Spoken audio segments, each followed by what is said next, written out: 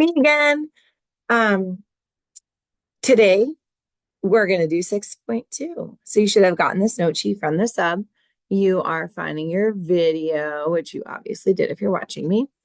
And today we are talking about 6.2, which is called the substitution method, or is all about the substitution method. Now, yesterday on our notes, do I still have them open? All right, I just switched tabs. I'm not sure if it switched tabs for you. Hopefully it did. Yesterday on our notes, we wrote down right here that we can find solutions to systems graphically, which we did yesterday in 6.1, or algebraically.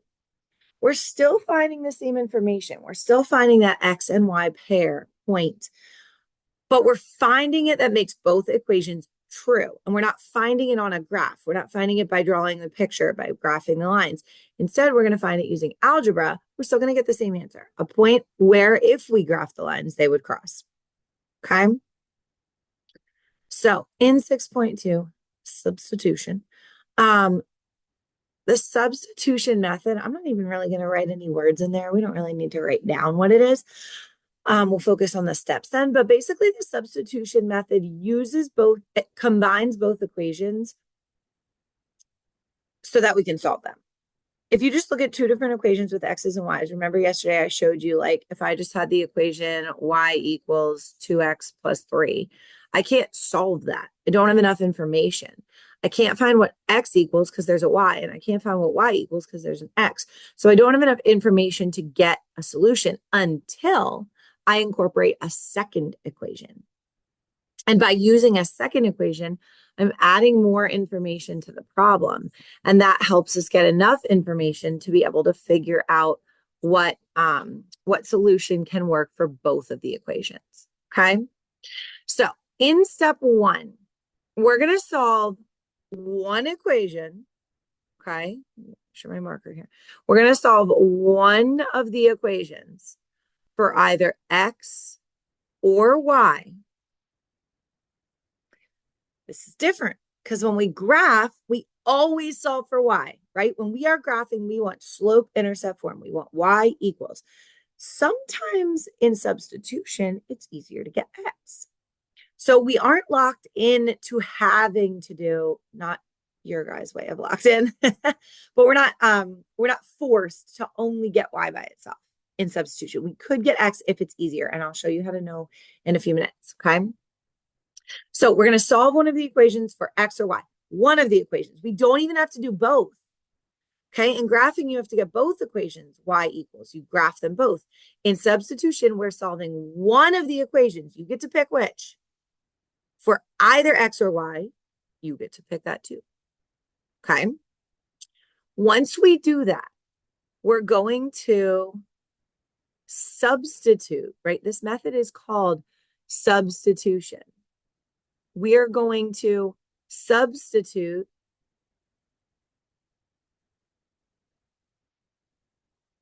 one of the equations. Oh no, I do not like that. Sorry, hold on one second. I thought I was typing words. Perhaps, yeah. There we go. Substitute this expression into the other equation and solve for the variable. I want you to underline or put a box around the word other.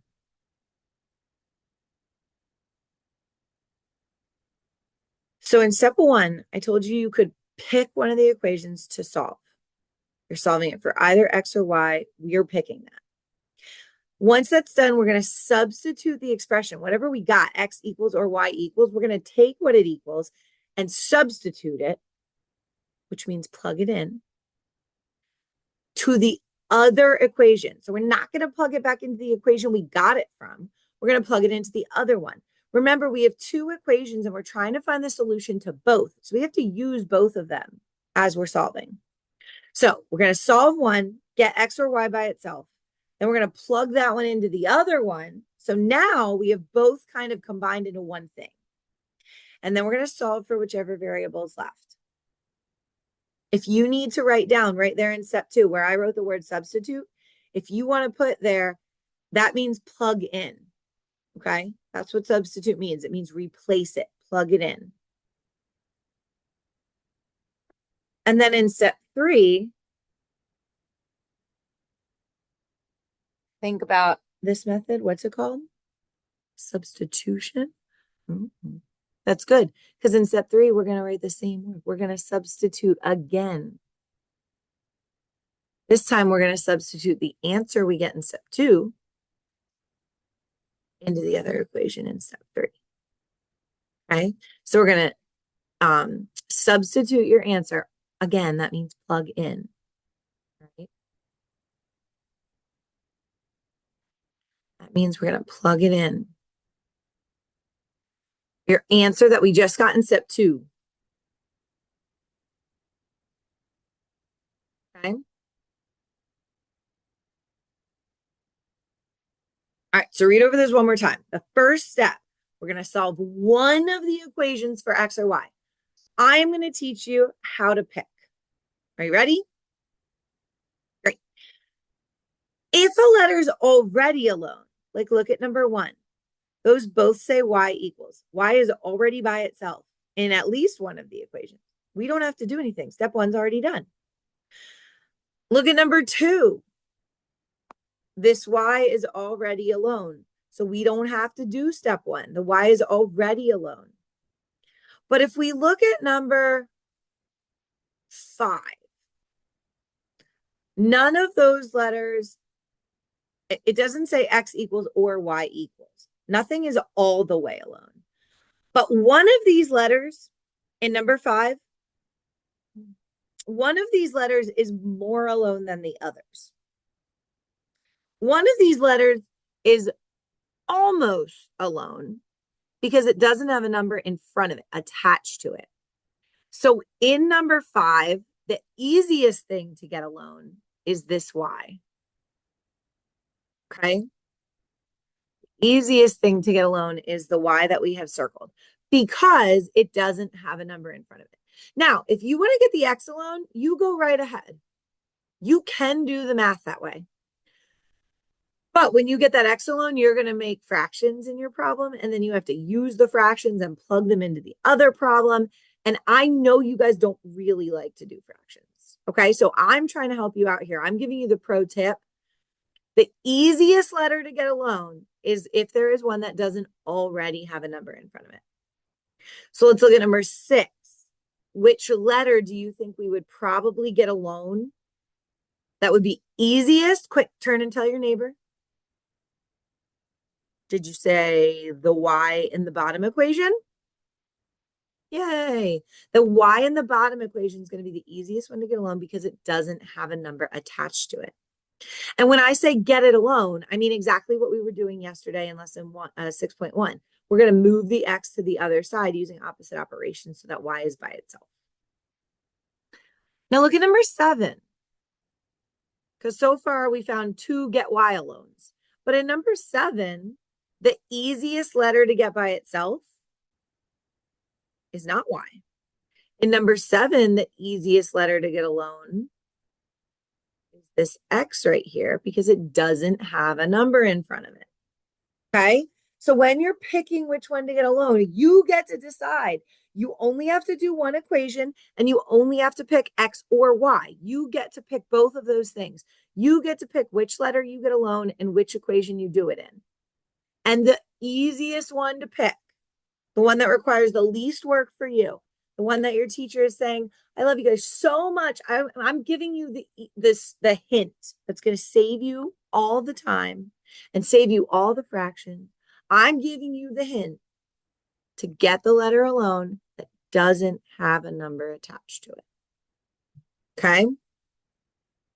In every single one of these problems, there is one of those, right? Here in number 10, there's an x. Here in number 11, there's a y. It's negative. You will have to get rid of the negative. But all of the problems have, on this paper at least, have a letter that doesn't have a number attached. That is the one you want to get alone. What if there's 2? None of these problems actually have that. But if there were two letters that didn't have numbers in front, you could just pick either one. They're both going to be equally as easy. Okay? So you could just pick whichever one you wanted for that purpose.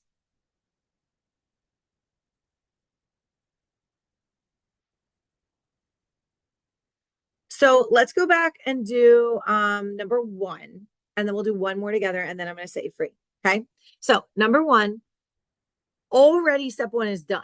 Step one is already finished. You already have one of the equations solved for x or y. In fact, you have both equations solved for y. So number one is already, step one's done for you. So we're moving on to step two, and we're going to substitute one of the expressions into the other equation. Let me show you what that means. We're just going to take the top one. Y equals 4x minus 1. I'm going to put parentheses around this. The problem is telling you that y and 4x minus 1 are the same thing, right? That's what equals means. Y and 4x minus 1 are the same. They're equal, they're equivalent, they're interchangeable. And so what we're going to do is we're going to take the 4x minus 1 and we're going to substitute it in place of y, because that's what it equals, because they're the same thing. So when I rewrite this bottom problem down here, instead of writing y equals, I'm going to write 4x minus 1 equals, because that's the same thing as writing y. 4x minus 1 and y are equal to each other. They're the same thing. So I can replace, substitute, plug in 4x minus 1 instead of y. And then on the other side, I'll keep the 2x minus 5 from the equation.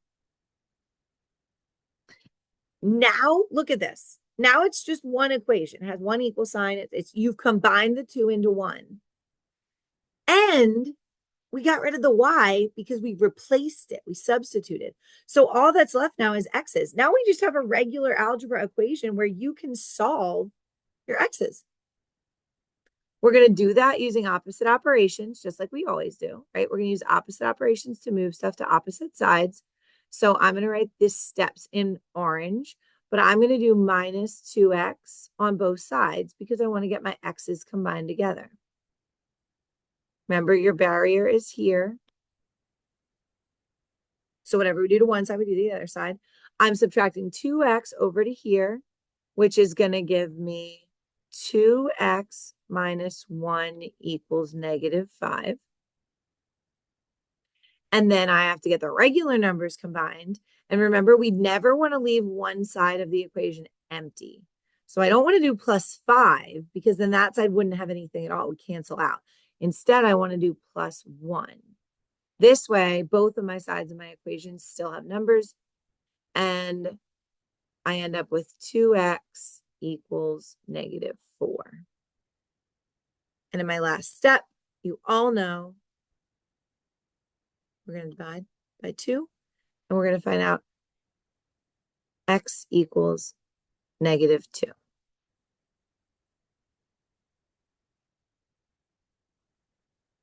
Now, you might think we're done. We're not. Can't be done because to be finished, we have to have a solution for x and y. And I only have x so far. I only found out that x equals negative 2. But I still have to find out what y equals. Okay, so we're on step 3 now. Maybe I should label these, right? Step 1 was kind of over here, but it was already done, right? Step 1 was to get one of the letters alone, and that was already done for us. Step 2 was to substitute one of the equations into the other to combine them. And now step 3 is substitute again. Look, step 3, substitute your answer into the revised equation from step 1 and 2. That means where one of the letters is by itself. So I now need to find out what y equals. So I'm going to go over here and use one of these equations over here because they say y equals. That's literally what they say on the paper. They're saying, hey, y equals this. And that's what I'm trying to find out. So I'm going to go use one of those. I'm going to use the bottom one. It really doesn't matter. You can use either one, but I'm going to use the bottom one. And that says y equals 2x minus 5. Notice I didn't write the letter x. That's because I know what x equals. X equals -2. Plugging it in, I'm substituting it. Okay. I'm using the answer I got in step 2 and I'm plugging it into an equation in step 3. And then I'm just going to do my math and I'm going to get y equals 2 times -2 is -4 minus 5 is -9.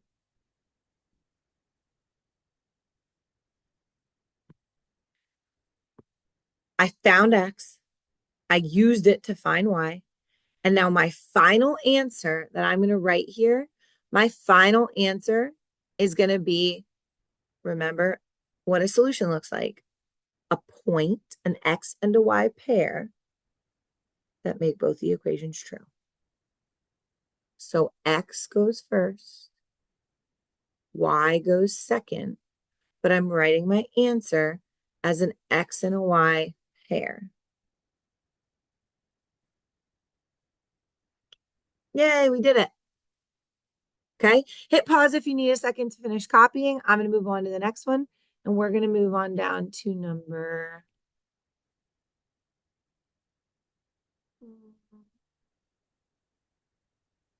7. We're going to move down to number 7. So number 7, remember, hit pause if you still need to go back to that last problem, okay? But number 7, remember that our very first step is to solve one of the equations for one of the variables. We got to pick which one. I already told you what I would do for number 7, but let's look at it one more time. In number 7, when we look at this, the x in the top equation is the only one that doesn't have a number attached to it.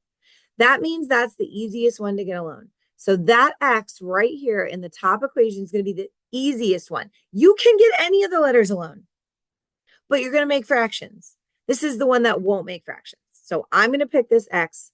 I'm going to do step 1 over here where I'm going to get that x by itself. And if I want to get x alone, I keep x where it's at and I move everything else away. So I'm going to opposite the 5y. I want to keep x where it is. I want to opposite the 5y, which means I'm going to get x equals 4 minus 5y. Minus because I opposited it. It used to be plus, I subtracted it. In step 2, we're going to do step 2 in purple. In step 2, we're going to take this, put it in parentheses, take what we found in step 1. We got x by itself. I now know x equals 4 minus 5y. That means x and 4 minus 5y are the same thing. They're equal. So I could replace x with 4 minus 5y. They're the same thing. In step 2, that's what I'm going to do. Your directions on your paper for step 2 say substitute the expression. That means this part in the parentheses. Substitute the expression into the other equation, not back into where we got it. We're going to substitute it into the other equation. And in this problem, we're going to plug it in for x because it's what x equals. So in step 2, I'm going to rewrite this other equation, the bottom equation that I didn't use yet, 3. But instead of writing x, the letter, I'm going to write the expression that x equals. I'm going to write 4 minus 5y. And then I have to keep going. I'm writing that bottom equation, 3x plus 15y equals -1. So all I did is I took that bottom equation, 3x plus 15y equals -1. and I rewrote it. But instead of writing the letter X, I wrote the expression that X equals that we found in step 1. So in step 1, you find out what one of the letters equals. In step 2, you plug it in for that letter. And then in step 2, we solve for it. Okay. So we're actually going to find out now. Look at the equation that's left in purple. The only variable in there is Y. So I'm going to be able to find what Y equals, like a number that it equals. That's what I want to do in step 2. So I'm going to distribute. I'm going to run out of space here because I'm writing pretty big. Hold on, let me make this box huge and see if that helps me fit stuff. Okay, I'm going to distribute. So I'm going to get 12 minus 15y plus 15y equals -1.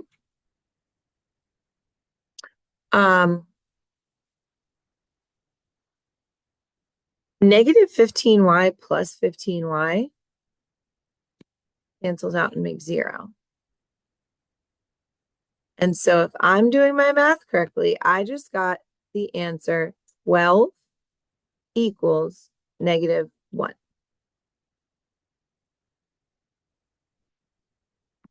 Class, does 12 equal -1? Are 12 and -1 the same thing?